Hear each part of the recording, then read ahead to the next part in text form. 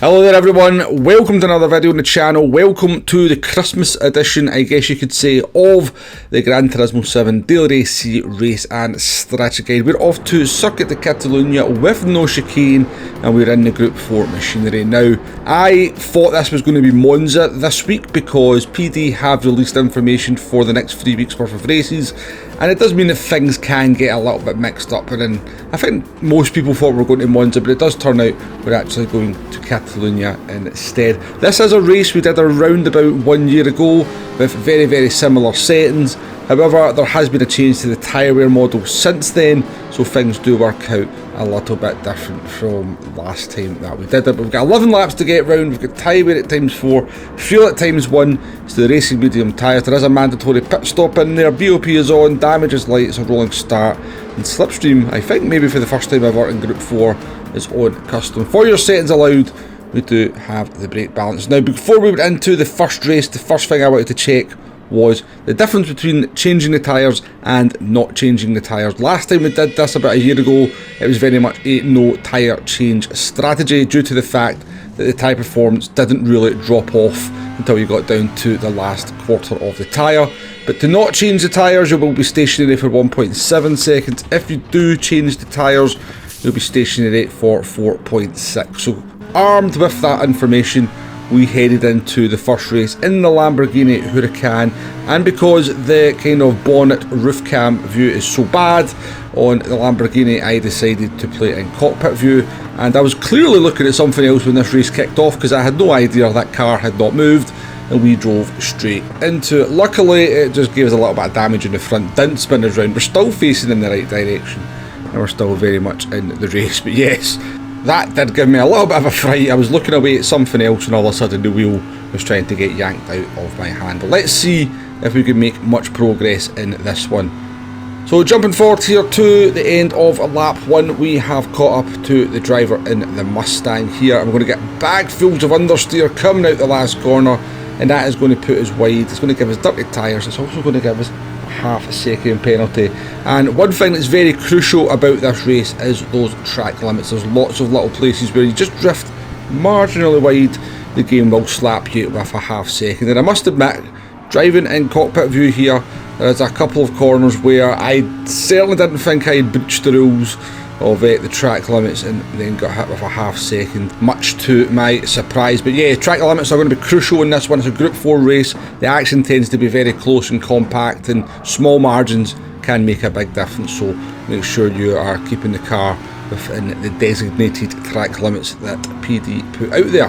Jumping forward here to lap 3, we have kind of caught up to this gaggle of cars who are fighting quite hard, so even though we've kind of cleared the traffic here, we are going to jump into the pits and get that mandatory pit stop out of the way. Do be careful coming into the pit lane though, because you will have to brake a little bit. That corner can be a little bit tricky.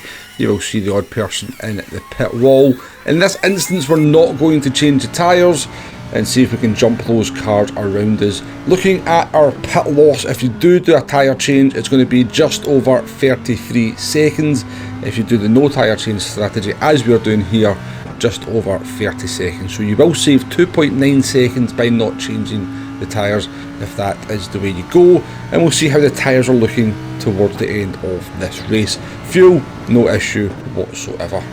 So we'll jump forward here all the way to lap 8 as the pit stops started to unfold. A lot of people sort of pitting down the middle, changing the tyres. We've moved up into P8. And the Austrian driver in front of us there has picked up a penalty, no doubt, for breaching the track limits at the fast chicane. They then go wide again, so that's probably a 1 second penalty they've got, and that moves us up into our natural habitat of P Womble.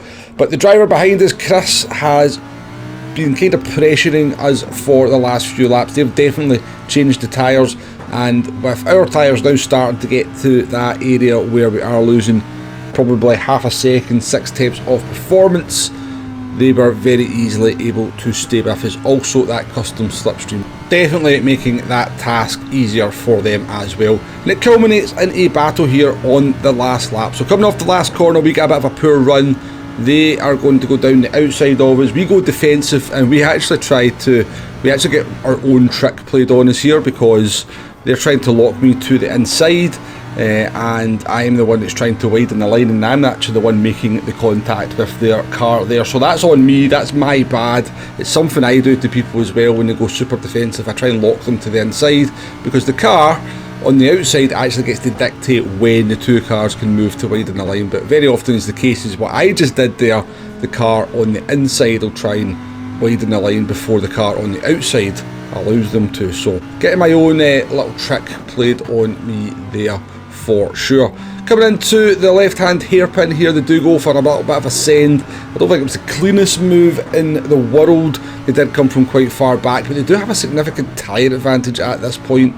Looking back on the replay, it wasn't too bad of a move in the end. I wasn't hugely happy with it, that's why I'm flashing the lights, but as I said, I've looked back on the replay and it was okay.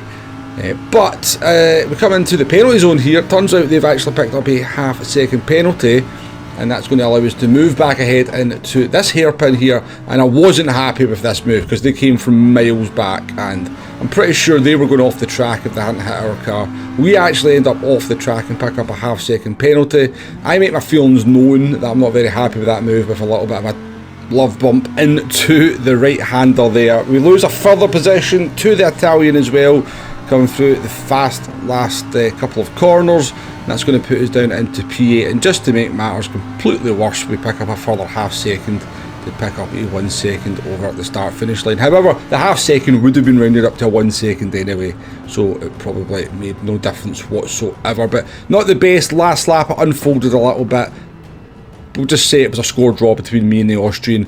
20 minutes and 36 seconds means that Daily Race C is a pretty good length this week, and PD have been doing a lot better with the race lengths in Daily Race C anyway over the last few weeks, so no complaints from me there.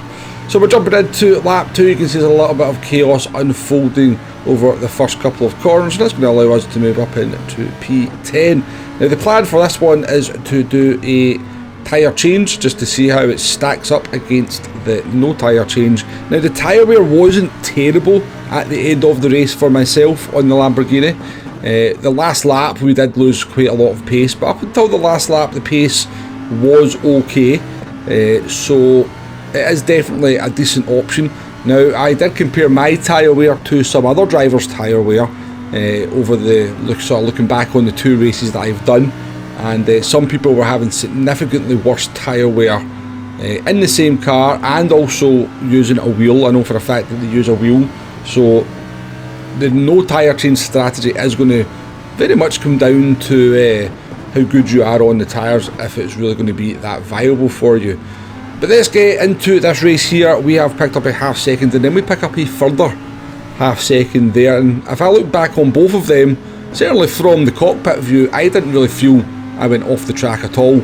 I need to look back on the replay, but it's not the best start. We pick up a 1 second, but we serve that, we jump all the way forward here to lap 7, and we're up into 3rd place. And we had been catching Sparks quite fast, and Sparks is a driver that I checked whose front tyre wear, he seems to use the front tyre wears, the front tyres much more than me, because he had literally about 20% worse tyre wear on the fronts, so he's really struggling at this point, and he was starting to hold us up. So we're going to dive into the pits here at the end of lap 7, and we are going to change the tyres. So we probably shouldn't have changed the tyres. We're in a pretty good position there, have we not changed the tyres, but we wanted to kind of just see how these tyres perform towards the end of the race. We've gone for a very late sort of tyre change, and I think that's definitely an option for you here. We'll talk about the strategy options a little bit later on in the video, but there is a little bit of a window there for sure in when you make that pit stop. It's not just a case of straight down the middle, that you have to be very rigid with that. But jumping forward here to the last lap, the end of the race, we finished this one in P5. Now, Brown Banana there in the Citroen didn't change the tyres, and you know, it was roundabout in the same part of the track as us, I think, when they made the pit stop. So all in all, you've got 2 strategy options here, and they are pretty similar indeed, but depending on what sort of driver you are, one of these strategies is going to be more preferable than the other. So let's go through that just now. You've got the no tyre change strategy. This gives you the flexibility, of course, to pit any lap. You can pit between laps 2 and 10 Of course, don't pit on lap 1 and don't pit on lap 11 because it won't work. You will save 3 seconds in the pits.